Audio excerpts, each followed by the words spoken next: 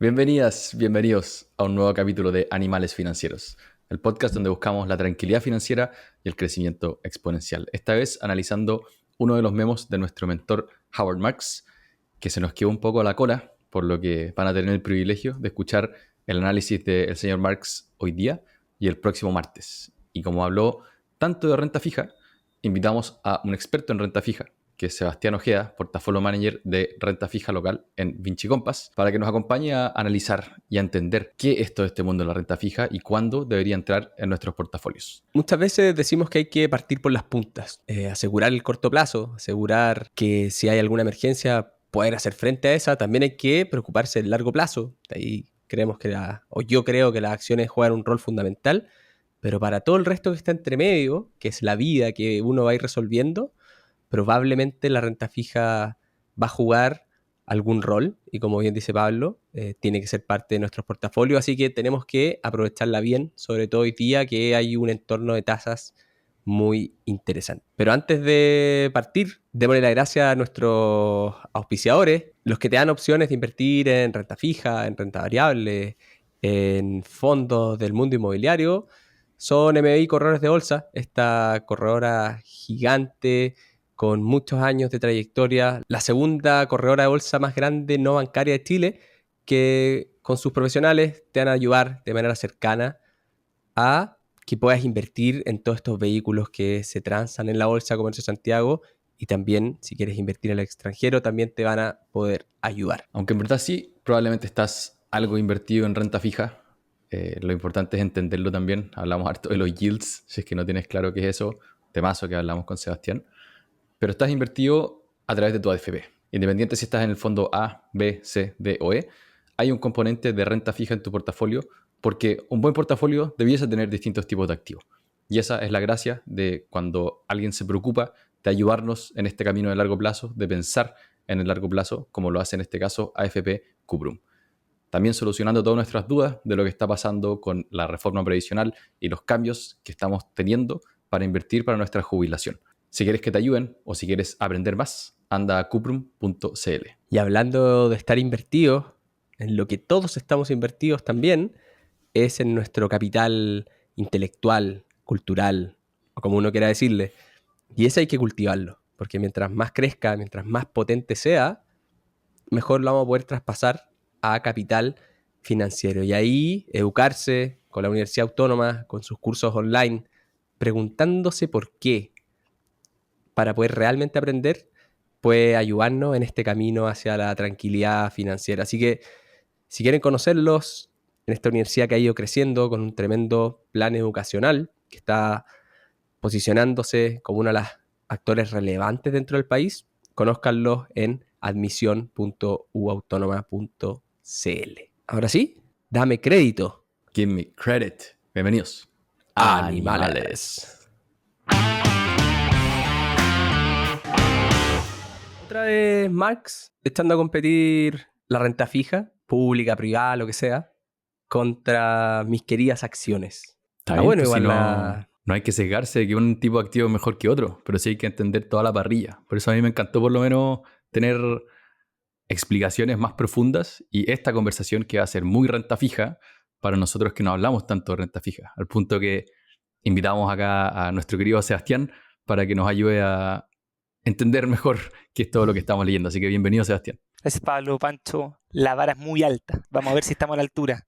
No me vamos cabe con ninguna todo. duda. Va a salir bien. Además que creo que el momento es muy bueno porque, como yo sentí al menos, Marx te dice, oye, mete esta clase de activos, ya sea renta fija pública o privada, porque hay buenas tasas y eso le va a servir a tus retornos de largo plazo. Y creo que es precisamente en lo que hay que fijarse, sobre todo hoy que hay volatilidad, que el Fear Greed Index está en Extreme Fear y pareciera que el mundo se está acabando. Hay otro índice que mide la incertidumbre económica global, tan máximos históricos, nunca había estado tan alto, y el S&P ha caído 8%. Como que hay mucho ruido, y lo que en verdad vienen a hacer aquí todos los animales financieros es a tomar esas decisiones de largo plazo, que son las que realmente importan. Así que creo que por ese lado puede haber mucho contenido para armar un tremendo capítulo. Así que no tengas miedo, Sebastián. Y creo que hay un componente grande de la circunstancia. Y por eso Marx quizá en los últimos meses ha hablado cada vez más de su producto, que en este caso es el Distressed Credit, pero valorizaciones del mercado accionario un poco más apretadas y las tasas más altas. De hecho, sí parte un poco ese memo contando el background de los últimos años, que ha cambiado la tasa de la política monetaria, y tasas más altas son buenas para la renta fija. Y Felici nos puede ayudar un poco, Seba, a entender, porque todo el mundo habla de las tasas. ¿Cómo me afectan a mí como inversionista de renta fija las tasas? Sí, efectivamente diría que en el último tiempo las tasas y lo que hacen los bancos centrales, ¿cierto?, con respecto a las tasas de interés es de los temas más discutidos. Pasamos por un periodo, ¿cierto?, de la pandemia que requirió fuertes estímulos, tanto en general fiscales, ¿cierto?, que inundó la economía de liquidez y eso generó un efecto inflacionario fuerte en prácticamente todo el mundo. Y desde ahí que viene efectivamente los bancos centrales aumentando la tasa de interés, la tasa de política monetaria, para hacer batalla a la inflación. Y ahí es donde me tomo de tu pregunta, Pablo. Efectivamente, las tasas de interés afectan a la valorización de la renta fija. Todos los instrumentos en general se valorizan por los flujos futuros que ese instrumento te genera, trayéndolo al valor presente, ¿cierto? Y ese valor presente se hace unas tasas de descuento. Excepto Bueno, el esa es Bitcoin. la tasa.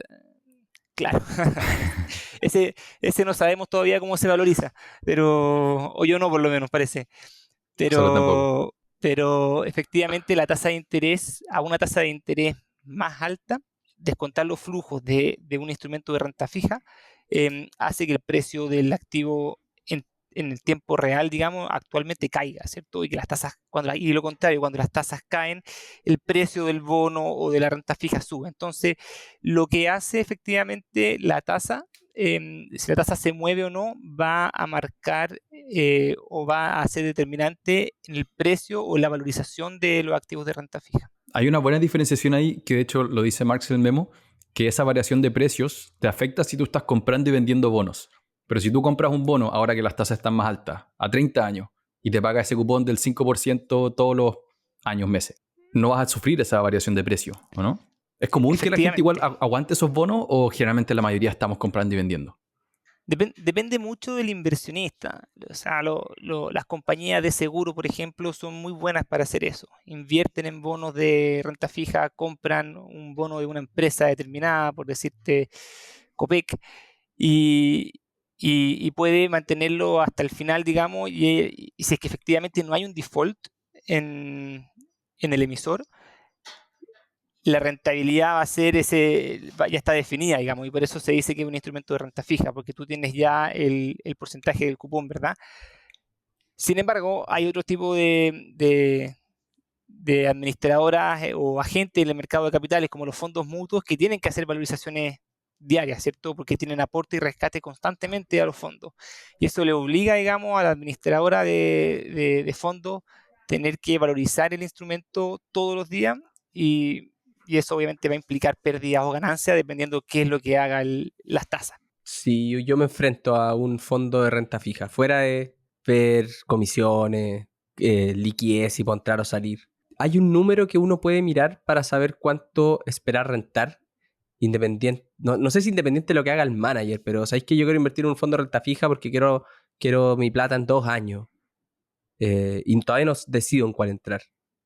¿Qué número uno debería mirar para decir esto es lo que yo me debería tratar de rentar en este periodo con todas las dificultades de lo que tú decís de hacer el precio a mercado que te va moviendo los retornos, independiente de la tasa que puedan tener los instrumentos adentro y que es la que tú te podés ir ganando por mantenerte invertido, que es un poquito a lo que se refería Pablo? Claro, ahí generalmente la métrica que más se ocupa en la industria es el yield to maturity, ¿cierto? Que básicamente te va a es una estimación de cuánto va a rentar tu fondo de renta fija en este caso, eh, anualizado por el periodo, digamos, por la duración que tiene el fondo, ¿ya? Entonces, si un fondo tiene una duración de 5 años y tu yield to maturity es un 7% nominal, lo que te está diciendo es que el retorno esperado sería 7% anualizado durante esos 5 años. En la práctica, como esto hace valorización diaria, tú vas a tener probablemente periodos donde vas a rentar más de ese 7% y menos de ese 7%, pero si en teoría uno se va, digamos, 5 años después y echa a correr la calculadora y toma el retorno total y lo divide en los años que transcurrieron, vaya a estar cercano a ese 7%, siempre y cuando obviamente no hayas tenido ningún Black Swan o default, por ejemplo. Yield to maturity y duración. Y con eso yo podría saber, ok, duración y asumir cantidad de años, y yield to maturity, eso me debería dar más o menos promedio anual, sacando los conejos, eso podría tratar de ganarme. Exactamente, efectivamente. Perfecto, ya. Entonces, yo creo que ahí necesitaba un poquito de contexto para entender, porque vamos a hablar de renta fija y por eso trajimos a Sebastián, porque él es el experto, es otro mundo. Estos son grandes mundos en renta fija, renta variable, alternativo, no sé, trading de moneda. Son todos muy distintos, son habilidades muy diferentes. Y volviendo al memo, final Marx nos pone en este gran contexto de lo que pasó entre el 2009 y el 2021-2022, que llegó la crisis el 2008-2009, los bancos centrales dijeron, ¿saben qué? Llevemos todas las tasas a cero. ¿Por qué? Porque las tasas de alguna manera mueven el mundo y lo querían estimular. Le querían decir a las compañías, endeúdate barato para poder hacer tus proyectos, para que podáis echar a andar esto, para que podáis contratar gente, venga, pídame plata, casi que se la regalo para que consuman, porque la economía necesitaba ayuda. Y eso duró por mucho rato. Y lo que pasó en ese entorno es que mucha gente se fue a acciones porque la renta fija no rentaba nada. Pero eso, evidentemente, en algún punto cambió. Esos años, Marx y todo el mundo la renta fija lo han pasado pésimo porque depósitos, acciones, Bitcoin o lo que fuese, probablemente iba a rentar más. Pero eso termina y las tasas empiezan a subir y cambia el panorama completo. Y Marx nos trae a este mundo en donde ya hay tasas más razonables que podríamos aprovechar. No sé si ahí me faltó algo, Pablito, para poder seguir la historia esta que queremos contar. Solamente pensando en tasas, hubo un periodo en el 2018 en el que volvieron a subir un poco y había un presidente en Estados Unidos que no le gustó eso y hizo todo lo posible porque volvieran a bajar las tasas. Y hay gente que dice, no quiero meterme mucho en contingencia, pero que hoy día lo que está haciendo Trump está buscando también bajar las tasas, porque al final una tasa más baja del Banco Central estimula la economía en otros sectores también. Es más fácil endeudarse, hacer proyectos más a largo plazo. Entonces hay todo un tema político quizás también metido en esta estructura de las tasas a nivel Estados Unidos y a nivel global. Pero sí, ese fue un poco el panorama de los últimos años, la crisis 2008-2009, las tasas a piso, por mucho tiempo se mantuvieron muy bajas y estos últimos años, producto de la inflación, volvieron a subir, lo que hace mucho más atractivo esta clase de activo. Y ahí creo que se pasa a un concepto interesante del spread, el yield spread. Sebastián nos habló del yield to maturity, o sea, cuánto rentaba más o menos hasta que venciera el instrumento. Y algo que habla harto Marx en el memo es del yield spread. ¿Qué es esto, Sebastián? Ayuda. Sí, el spread básicamente es la diferencia o es lo que le exige un inversionista a un determinado instrumento o emisor de renta fija por sobre la tasa libre de riesgo que normalmente en el mercado la reflejamos en un bono soberano. Dicho eso, si es que un bono de la tesorería americana a 10 años transa a 4.30%, el yield de un Treasury 10 hoy, y uno a un bono bancario de JP Morgan, por ejemplo, le pide unos 40, 50 básicos de spread, uno esperaría que ese bono transara a 4.80, por ejemplo. ¿Ya? Entonces, ese delta que le exige el inversionista a un emisor corporativo por sobre un bono gubernamental que en teoría es libre de riesgo. Hay un paréntesis. Se habla mucho de puntos básicos en la industria financiera. 100 puntos básicos es un 1%. Entonces tú mencionaste 40, 50 puntos básicos, 0,5%. Entonces básicamente el bono soberano, 4%, yo le presto plata al gobierno de Estados Unidos, muy poco probable que quiebre. En cambio, un banco que hay una pequeña posibilidad de que quiebre, 4,5, 4,8%. Y si le presto a alguien que es muy riesgoso, probablemente le va a pedir 6, 7, 8% de interés. Tal cual, efectivamente. Y mientras más riesgoso el emisor, el inversionista exige un retorno más atractivo. Obviamente el riesgo implica, digamos, una mayor probabilidad de default, de que el emisor no te pague, que no sea capaz de cumplir con sus compromisos del pago de los cupones, del interés y de la amortización. Pero por eso mismo el inversionista le exige un retorno mayor y un spread más alto. Porque acá lo que realmente tú estás viendo es cuánto me ofrece de retorno para ajustar la probabilidad de que ese banco, gobierno, lo que sea, quiebre. Y mientras el mayor retorno lo justifique, estamos bien, es un riesgo inteligente, deberíamos querer tomarlo en alguna parte de nuestra cartera. Al final, yo siempre trato Sí. de sacar esta cuestión de riesgo por riesgo y riesgo como malo. Al final lo que estamos hablando acá son riesgos razonables que queremos tomar, pero que tenemos que cuadrar de acuerdo a cómo somos, nuestra planificación financiera, nuestro asset allocation, si somos un bono, una acción como individuos personales, Pablito, o qué. Entonces, pero todo en el sentido de buenos riesgos que sí queremos tomar. Sí, y efectivamente Marx lo expone muy, muy bien en el texto, en el memo. Básicamente él dice algo así como, tú tomas la probabilidad de ocurrencia del default, tomas el daño, digamos, que te generaría este default en tu inversión, una pérdida de capital estimada, ¿cierto? Y si tú haces una multiplicación de esos dos componentes, tienes una estimación del spread. Entonces tú, digamos, como inversionista racional, tendría que estar por sobre ese nivel para poder invertir en ese instrumento. Si no, básicamente el retorno exigido no estaría compensando el riesgo al cual tú estás expuesto. ¿Verdad? Ese es un buen punto que yo no tenía tanto en la cabeza cuando hay un default, o sea que una empresa o gobierno no paga su deuda. No es que ese retorno del inversionista se vaya a cero, sino que uno igual recupera algo de plata. Eso es lo que dice Marx, que hay que multiplicar. ¿Cuánto perdiste? Él dice, no sé, pues perdiste un 70% de lo que invertiste por la probabilidad de ese riesgo. ¿Verdad? Sí, Buen concepto ese. sí. Efectivamente hay caso y caso. Normalmente uno no se va a cero porque las empresas en las que uno invierte tienen activos, ¿cierto? Y los activos se liquidan en un proceso de liquidación. Digamos que ya en el peor escenario la empresa entra en proceso de liquidación.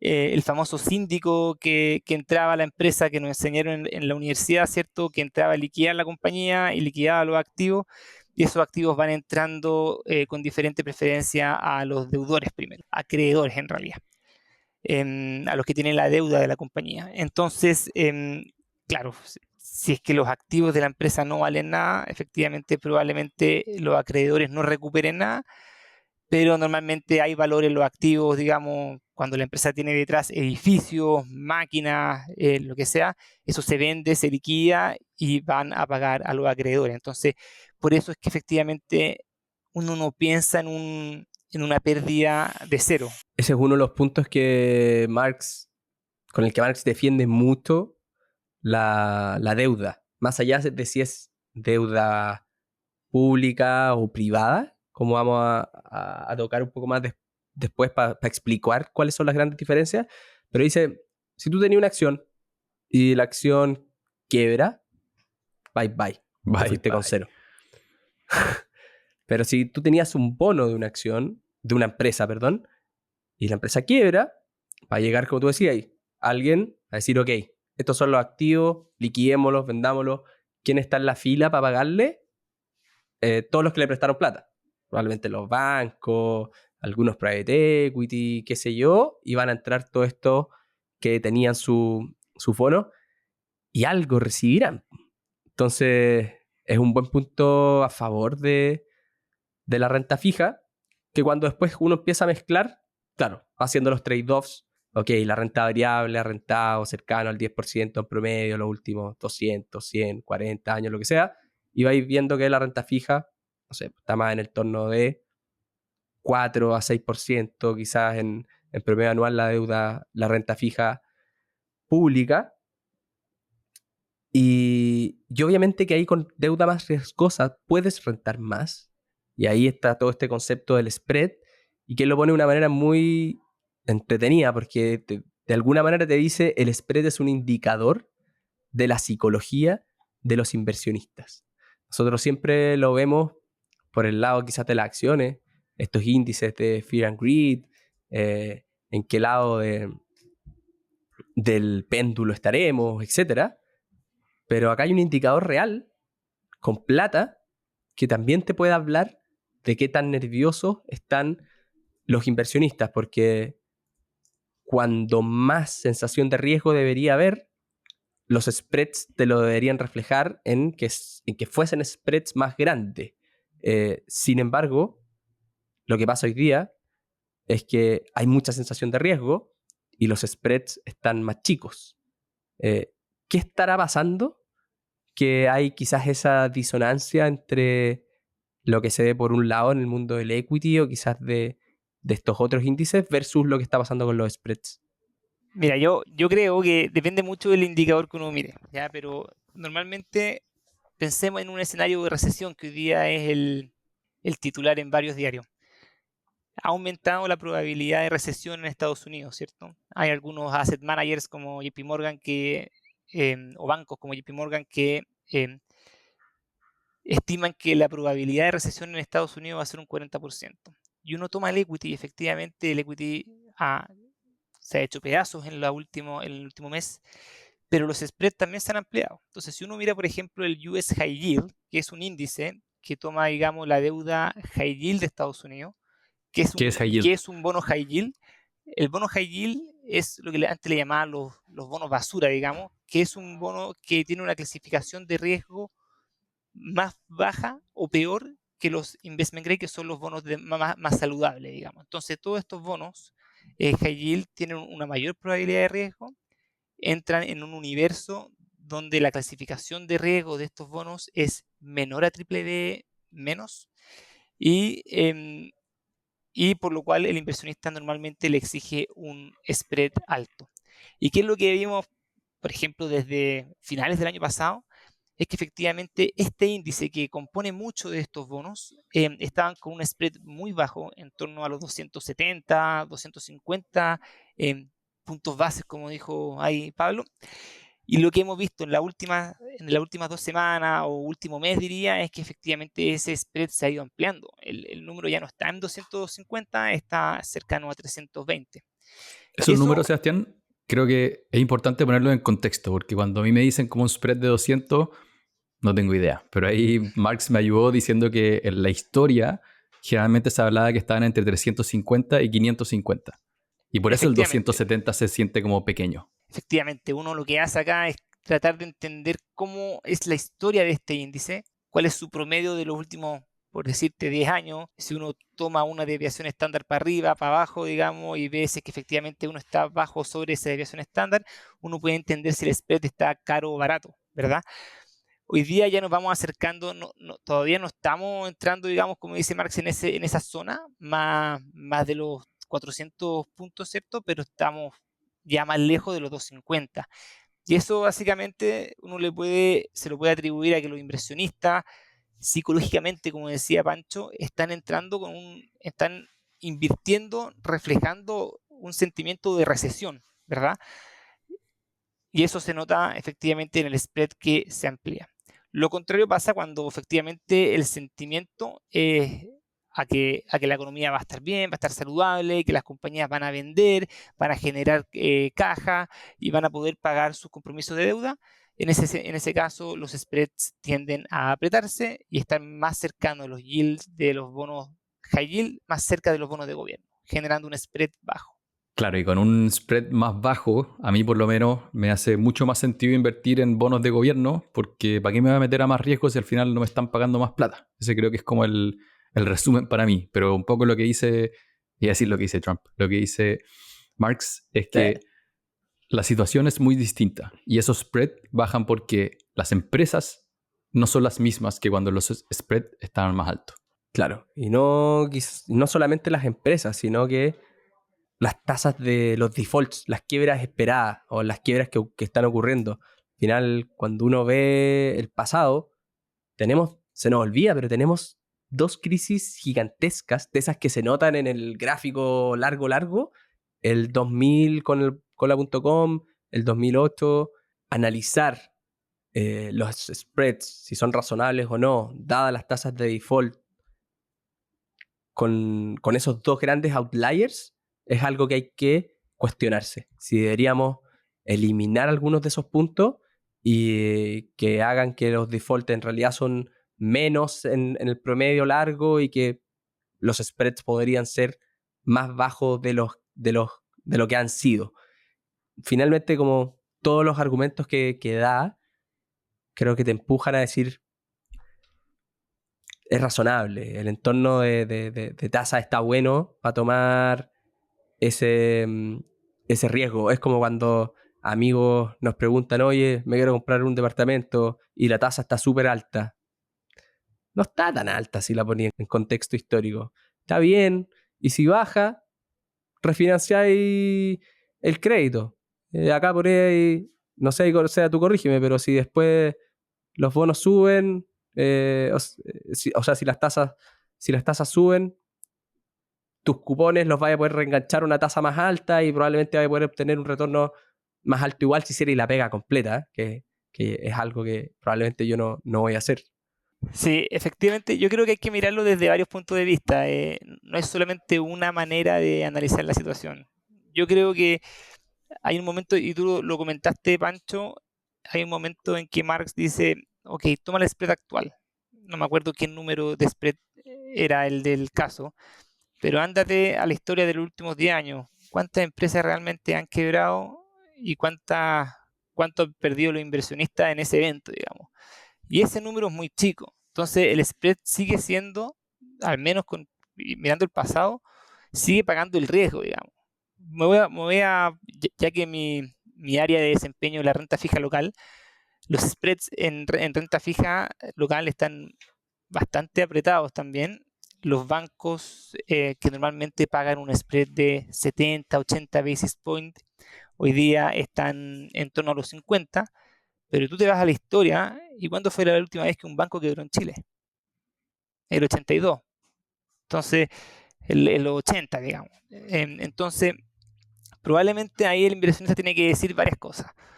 Uno, como dijo aquí Pablo, es, ok, me voy a un bono de gobierno, pero eso siempre que tú pienses que efectivamente el spread se va a abrir. Porque si tú haces una valorización diaria de ese instrumento, el spread se va a abrir y tú vas a perder, digamos, porque vas a valorizar el activo a una tasa más alta. Pero si efectivamente el spread se queda parejo, digamos, en 50 basis points, tú te vas a perder en un año 50 puntos de vengo.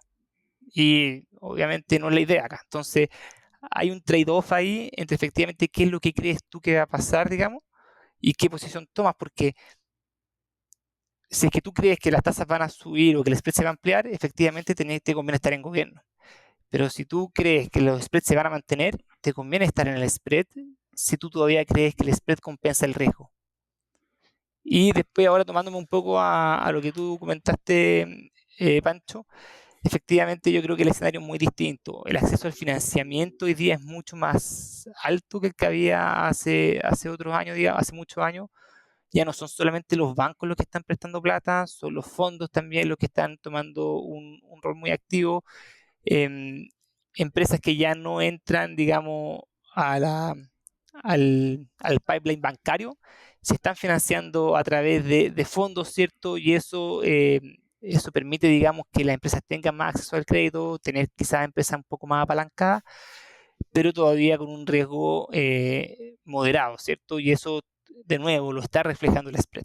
El spread es un muy buen medidor de sentimiento o un termómetro de efectivamente del default que se aproxima. Le voy a poner como título a este capítulo Spread. Le acabó lo importante que es. Y me gustó, me llamó la atención que dijiste, si tú crees que los spreads van a crecer, te conviene invertir en algo de mayor riesgo. Pero si crees que se van a mantener, te perdiste ese retorno. ¿Uno debería tener un view, una visión de qué van a hacer los spreads? ¿O eso uno debería delegarlo a algún portafolio manager? Es parecido a cuando nosotros hablábamos de renta variable y le decíamos a las personas, no trates de hacer market timing, probablemente no te va a ir mejor que al mercado, mejor elige algo y olvídate. ¿Vale la pena hacerlo en el mundo de la renta fija? Sí. Dos comentarios. Primero, hacer una acotación que no sé si lo dije mal o no, pero efectivamente cuando uno cree que el spread se va a ampliar, lo lógico sería concentrarse en papeles menos riesgosos. Ya, me equivoqué, lo dije al revés, mala mía. Sí. Sí.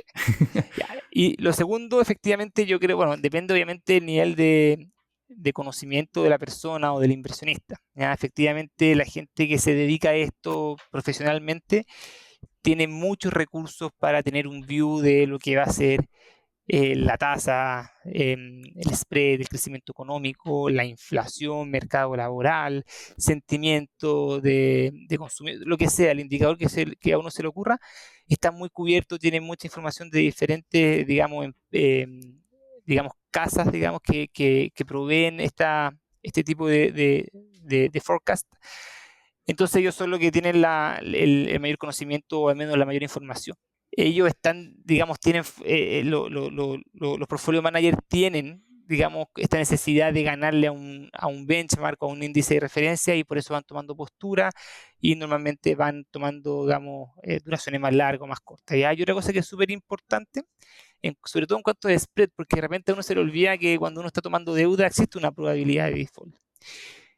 Y hay momentos en que efectivamente para tú invertir en la deuda de una compañía tienes que hacer un análisis interno muy profundo, efectivamente, de la solvencia de esa compañía, de sus proyecciones de flujo, sus proyecciones de cuánto van a gastar en capital, sus proyecciones de cuánto van a repartir en el dividendo, etcétera, etcétera, digamos. Entonces, todas esas cosas van afectando el flujo de caja de la compañía y lo que hacen los portfolios managers de renta fija, básicamente, los que hacen un análisis más detallado de las compañías es poder ver efectivamente si esa compañía te va a pagar o no y ponerle un número a ese riesgo y eso ponerlo en un spread, digamos. Y finalmente el que conoce muy bien a la compañía es quien la estudia, digamos, no es tan trivial como decir yo me meto a esta compañía porque creo que el spread es bueno. No, hay que hacer un trabajo antes a lo que se le llama el análisis bottom-up. Yo no lo tenía tan claro, pero escribiendo para Rankia un artículo el otro día que preguntaban por que hay un mini boom ahí en los managers activos del mundo accionario. Yo traté de escribir un poquito en contra de eso, pero llegué al reporte este Morningstar y vi obviamente la parte accionaria, que en 15 años US Large Growth, los managers que le ganan son el 3% al índice. Pero cuando te vaya ese número en renta fija, el 60% de los managers le han ganado en el mundo corporativo en el mismo periodo de 15 años. En el mundo de los high yield, el 52% le ha ganado en ese periodo de 15 años. Ahí va variando, se mueve por los años, pero lo que me dice esto es que donde sí hay que ser activo es en la renta fija. Y ahí hay un problema operacional para ser activo en el mundo de la renta fija porque no me puedo andar comprando un bono. Eso, como hoy día se disponibiliza, cómprate una acción de Apple, lo que sea en tu celular, bueno, el bono no funciona así.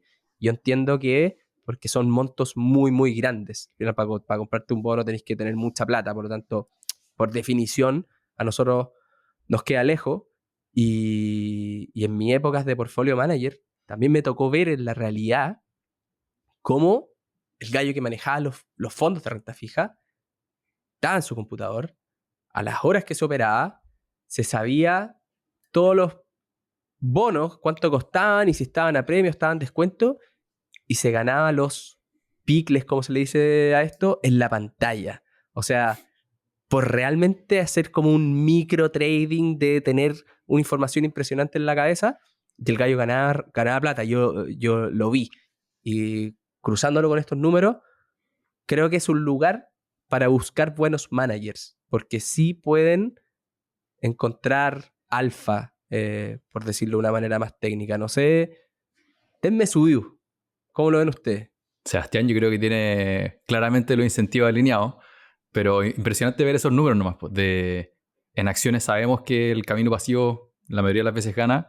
Hemos discutido esta Smart Beta, que es como un poco el híbrido, pero interesante ver esos números para renta fija. ¿Cómo lo has visto tú, Sebastián, en la práctica? ¿Cómo es la pega de un portafolio manager de renta fija en el día a día? ¿Es lo que dice Francisco, estar ahí en el Bloomberg muy atento? Sí, efectivamente. De partida es un mercado muy profundo, digamos. Muy profundo y muy activo y con bloques de horario. Yo nunca he transado renta fija internacional, solo lo he hecho en renta fija nacional y efectivamente uno tiene remates que se le dicen donde los inversionistas que quieren vender ponen a disposición un instrumento durante 10 minutos y después el mercado se los pelea, apostando, digamos, para poder comprarlo.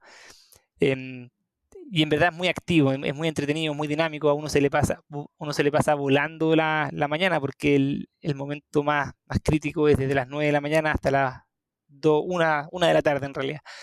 Entonces es muy entretenido, muy dinámico y efectivamente, como dijo Pancho, cada picle cuenta. Y el picle es lo que le dicen en la jerga de la renta fija al basis point que comentó Pablo antes. No tenía Acá idea. Eso sí, es. acá hablamos de los picles.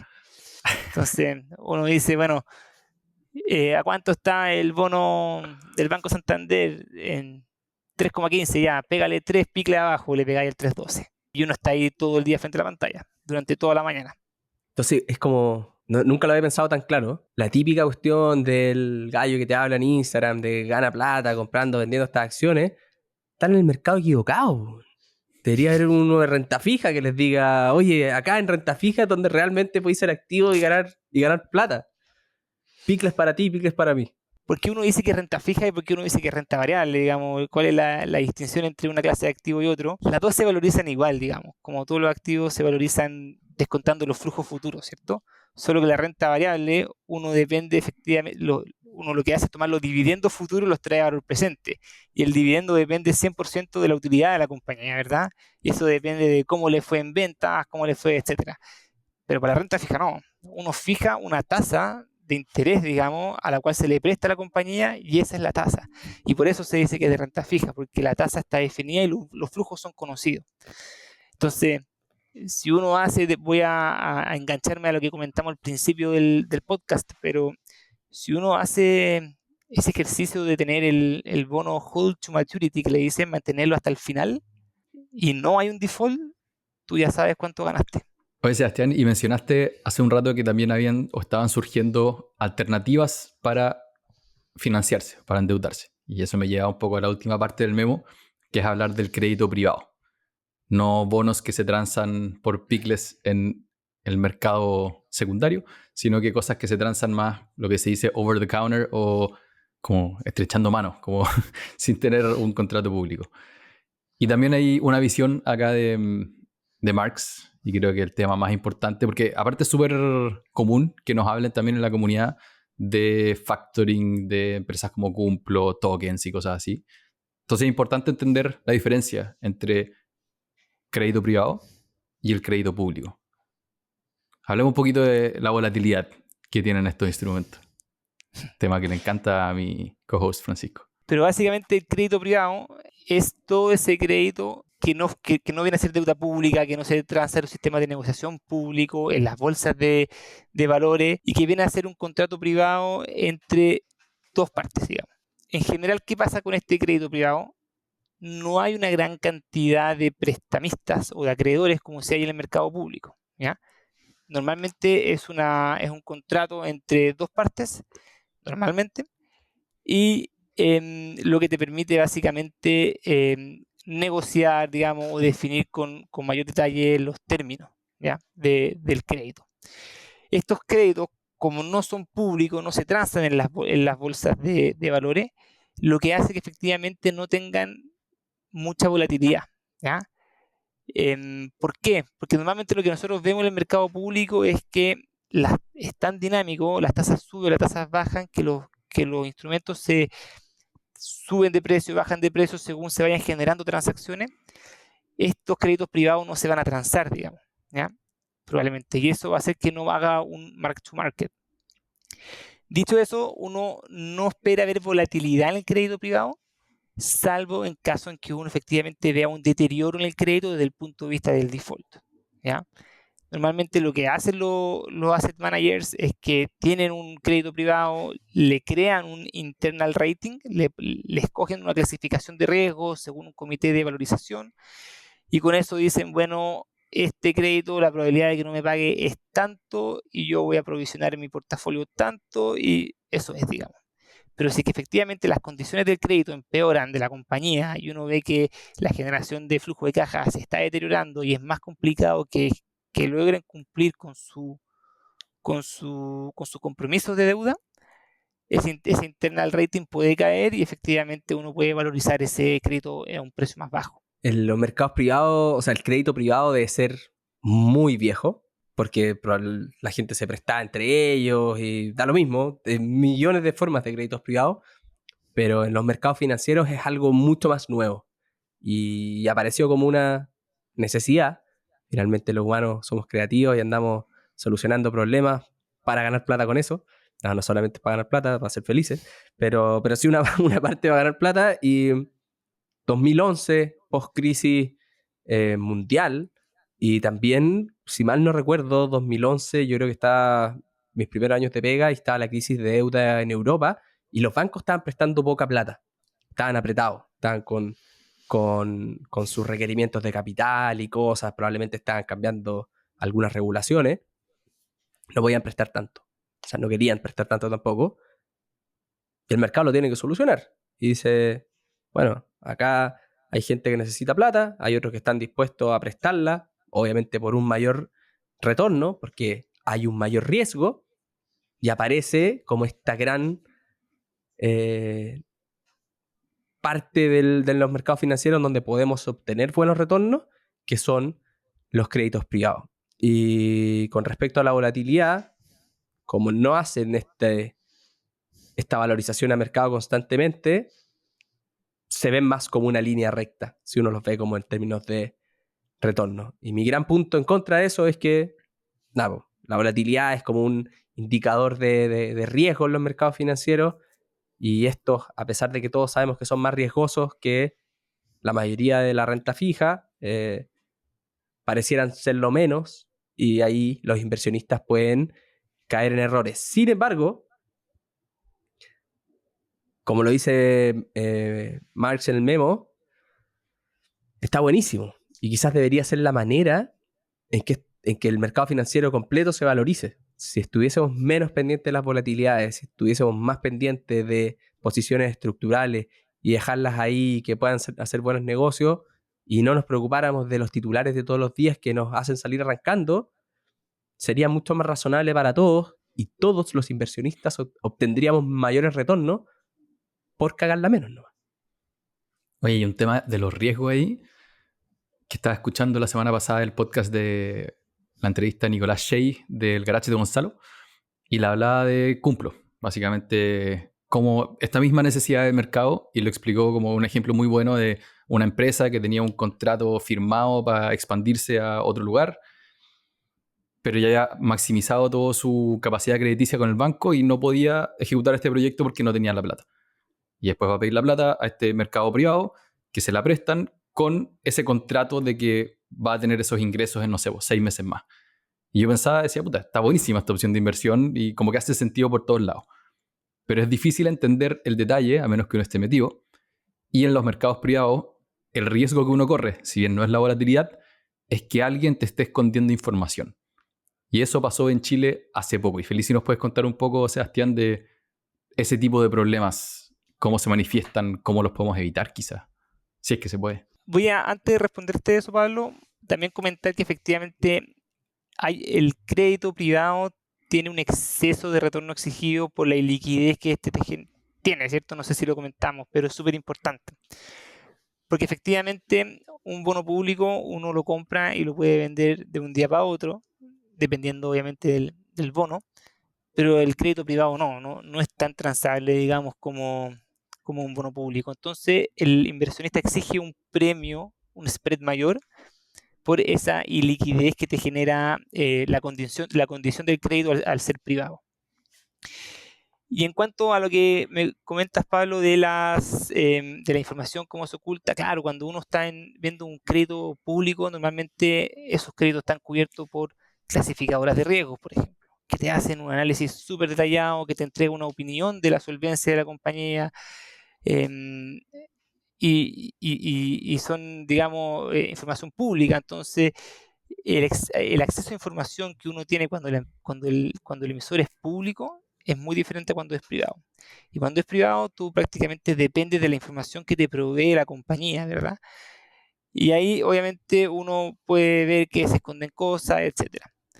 También pasa, y han pasado en el mercado, no vamos a dar nombres para no, pero que efectivamente uno invierte en un fondo de deuda privada y no tiene idea de lo que hay debajo. Y lo que pasó por ahí es que básicamente el mismo asset manager se está prestando plata a sus relacionados, digamos. Y hay normas en las que efectivamente hay un porcentaje máximo de los cuales los asset managers pueden usar los recursos captados de los fondos para crédito a personas relacionadas. Entonces, imagínense ustedes, uno tiene un fondo que te cobra una remuneración a ti para que tú me prestes plata a mí, a mi fondo, para yo prestármela a mí mismo. O sea, es de locos, ¿verdad? Entonces, es súper importante tratar de cuando uno ingresa a fondos de crédito privado, poder juntarse, digamos, con alguien que explique en detalle qué hay debajo, digamos, qué hay debajo, entender bien quiénes son las personas que toman las decisiones de qué crédito sí, qué crédito no, entender cómo funcionan las valorizaciones, si existe un comité de valorización, cada cuánto se juntan a valorizar los instrumentos, porque finalmente eso es súper importante. Y también que los compromisos de liquidez que tenga el fondo sean coherentes con lo que te están diciendo de los créditos que hay debajo, digamos. O sea, si tú tienes créditos a muy largo plazo, 5 años, digamos, de duración, y a ti te están ofreciendo liquidez semanal, no tiene ningún sentido, ¿cierto? Entonces probablemente algo raro hay y eso ha pasado en la industria chilena. Entonces, todas esas cosas uno tiene que tratar de conversar con el portfolio manager y poder entender bien qué es lo que hay debajo, cuáles son las políticas, etcétera.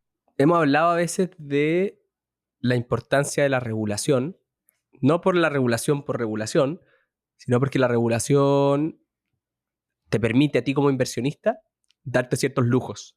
De decir, ¿sabes qué? Esto ya lo investigó la CMF, la SEC los tiene ahí, les pidió papeles y los tiene con la soga al cuello por si hacen algo malo. Y si no está regulado, tu deber es hacer el due diligence más profundo, porque nadie lo está haciendo por ti. No, eso no que no sea regulado no significa que sea malo. Ahora, en este mundo de los créditos privados, independiente que estén regulados o no regulados, creo que lo que requiere es un poquito más de entendimiento profundo de cuáles son las reglas y cuáles son los riesgos a los que te está exponiendo y cómo están estructurados, etcétera, etcétera. Por lo tanto, a lo que yo me quedo al menos es que si me quiero exponer a crédito privado, ojalá hacerlo con un manager con experiencia, pero no me quiero quedar con la pregunta, dado que Sebastián es un hombre de renta fija, dijo que tiene todo en renta fija. ¿Qué porcentaje de tu portafolio tú crees que es razonable darle a créditos privados? Dado los retornos, obviamente que podrían ser mejores, pero dado los riesgos que podrían ocurrir, tal como lo dice Warren Buffett y Howard Marks en el memo, que todavía no ha existido una gran crisis en ese mundo. Por lo tanto, no sabemos cuáles son las reales implicancias que podría tener. Teniendo eso en contexto, ¿cuánto le darías tú? Esta va a ser la respuesta como de catálogo, pero todo depende mucho de tu horizonte de inversión, ¿cierto? Si uno toma un endowment, no sé, el endowment de Harvard probablemente tiene gran parte invertido en activos y líquidos, dentro de esos activos y líquidos créditos privados, que no es la misma realidad que voy a tener yo como inversionista, digamos, ¿ya? Entonces, eso es la primera distinción. Depende mucho de tu perfil, de tu horizonte de inversión. Ahora, si uno tiene más o menos un horizonte de inversión de 5 años, yo creo que efectivamente invertir un 15-20% en esta clase de activo que no te va a entregar volatilidad em, es muy coherente, digamos. Te va a mejorar tu retorno esperado, te va a disminuir la volatilidad y con eso va a mejorar esta frontera eficiente que llamamos nosotros en inversiones, que básicamente encuentra los puntos más eficientes en términos de riesgo-retorno que puede tener un inversionista. De catálogo, pero me la compro. Sí, creo que eso nos puede llevar un poco al cierre, que termina también el memo comparando bonos y el crédito con las acciones. Habla un poco del yield o lo que uno espera ganar de las acciones, como partió diciendo Sebastián. Valorizamos las empresas trayendo el flujo futuro. Marx habla del yield, o sea, lo que están ganando las empresas partido por su precio, comparado con los spread o con los yields del mundo de la renta fija. Hoy día se ve más atractiva la renta fija que hace mucho tiempo. Y eso quizás lo abre o le abre un espacio más grande en el portafolio de lo que era antes. Eso por lo menos me llevo yo. Además de, si me voy a meter a crédito privado, entender un poquito más, que los spreads estén un poco más bajos. Si es que lo veo en las noticias no me preocupa tanto porque la situación es distinta. Pero eso, yo hace tiempo que, quizá porque leemos mucho a Marx y ahora está muy más vendedor, estoy más positivo con la renta fija, pero no sé qué les pasó a ustedes un poco como conclusión. Sí, yo creo que la renta fija efectivamente está con un buen momentum, partiendo de una base, como dice Marx en el memo, de tasas altas. Vivimos mucho tiempo desde la crisis subprime con tasas muy bajas, ¿cierto? Recién ahora estamos acomodándonos a este nuevo escenario de tasa alta por diferentes motivos, por lo que fue el efecto pandemia y estímulos fiscales, por lo que está haciendo ahora las políticas de Donald Trump, y también en un escenario en que efectivamente la renta fija, si se genera una recesión en Estados Unidos, va a ser un activo mucho más defensivo que el equity, digamos. Entonces, no solamente por el punto de partida que son las tasas, sino por la volatilidad que uno está esperando, digamos, en este contexto, uno podría preferir la renta fija, y que me parece que es lo que han hecho los inversionistas en el último tiempo. Ahora, siempre ahí haciendo la distinción que cuando uno habla de escenarios de recesión o de desaceleración, normalmente lo que va tomando son papeles o fondos o lo que sea, donde reina la renta fija más investment grade, que es la de mejor clasificación de riesgo, por sobre la high yield, ¿ya? Ahora, si nos ponemos en un escenario de mejor situación económica, los bonos high yield, digamos, entregan un buen retorno, ¿cierto? Y tienen una muy alta correlación con el equity, de hecho. Interesante. Yo, que me gustan mucho las acciones, sí, en este nuevo mundo de planificación financiera me quedo tranquilo con que la renta fija que le pueda meter a los portafolios de clientes o al mismo personal, este entorno de tasas va a ayudar un montón.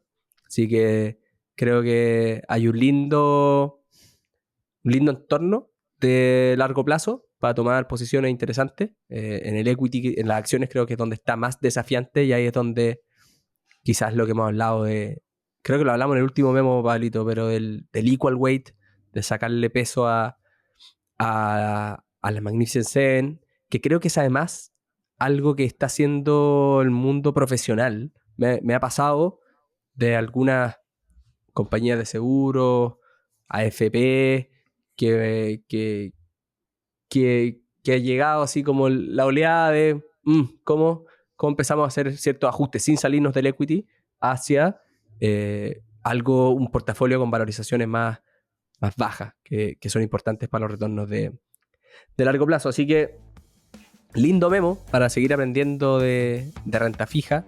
Gracias, Sebastián, por tu tiempo, por tratar de explicar esto fácil. A veces el mundo de la renta fija es un poquito más difícil, hostil, pero se logró. No, muchas gracias a ustedes por la invitación. Feliz de participar en otro momento en lo que pueda aportar con la clase de activo.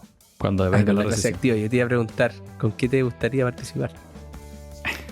¿Se habla de fútbol acá? Nos gusta. Bien. Bien. No, mira, la Depende. verdad es que con lo que sea, si me siento cómodo con un memo en particular, yo feliz. Si tienen un espacio, obviamente. El dato freak para los que llegaron acá hasta el final. Yo a Sebastián lo conocí jugando fútbol. Fuimos compañeros de equipo una vez. Ganamos una copa de, no sé si mega bronce o algo así. Pero muchas gracias a todos por acompañarnos hasta acá.